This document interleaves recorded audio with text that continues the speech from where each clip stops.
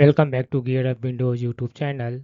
In this video, we will guide you on how to enable or disable dark mode in Mozilla Firefox on Windows 11 or 10 PC.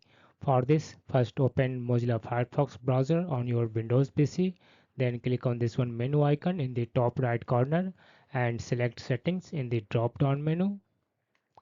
In the Firefox settings, select this one general tab in the left sidebar. On the right, scroll down to this one language and appearance section. Here you will find this one automatic option.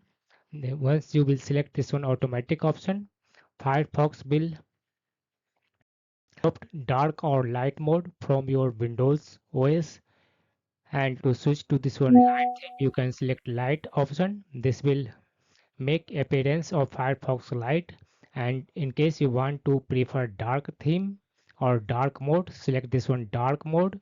This will make appearance of Firefox dark on your Windows 11 or 10 PC.